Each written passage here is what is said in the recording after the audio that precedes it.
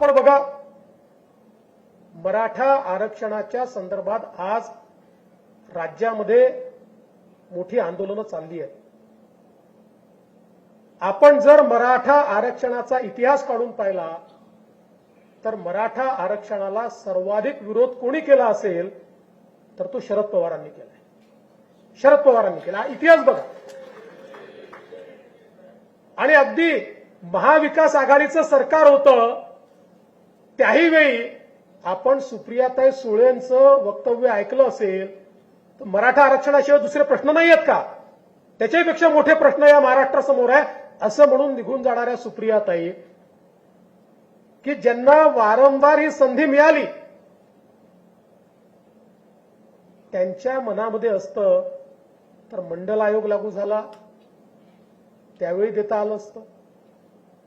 त्यांच्या मनामध्ये असतं तर वेगवेगळे जे काही निवाडे सर्वोच्च न्यायालयाचे आले त्याच्या आधी तर कोण कुठल्या यादीत आहेत कोणी विचारतही नव्हतं, तेव्हा देता आलं असतं. पण त्यांना कधी द्यायचंच नव्हतं.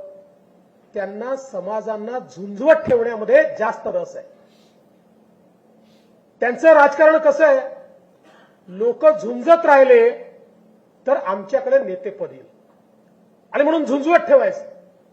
या महाराष्ट्रामध्ये आपलं सरकार असताना आपण मराठा समाजाला आरक्षण दिलं.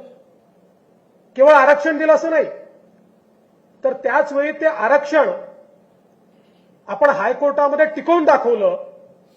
सर्वोच्च न्यायालयामध्ये आपलं सरकार असेपर्यंत ते टिकलं. आपलं सरकार गेल्यानंतर त्याच्यावर स्थगिती आली. आणि आता हेच लोक मोठी तोंड करून सांगतात. मला तर आश्चर्य वाटतं, ज्यावेळी उद्धव ठाकरे आरक्षणाच्या संदर्भात बोलतात, कारण त्यांची तर भूमिका होती मंडल आयोगाला विरोध करणारे हे लोक होते. ओबीसीला आरक्षण देऊ नये म्हणून त्या ठिकाणी मंडल आयोगाच्या विरोधात भुजबळ का बाहेर पडले त्या काळामध्ये, कारण तुम्ही मंडल आयोगाला विरोध केला होता आणि आता तुम्ही तोंडवर करून सांगताय. आणि म्हणून एक गोष्ट लक्षात ठेवली पाहिजे की आपलं कमिटमेंट पक्का आहे.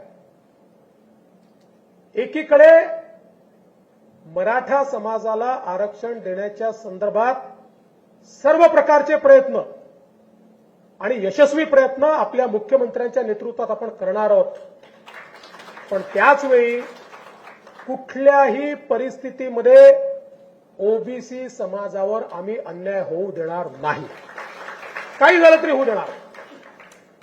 या संदर्भात भारतीय जनता पक्षाचं कमिटमेंट हे ओबीसी समाजाच्या सोबत आहे.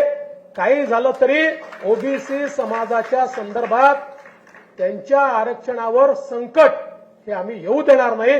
हे आमचं कमिटमेंट आहे.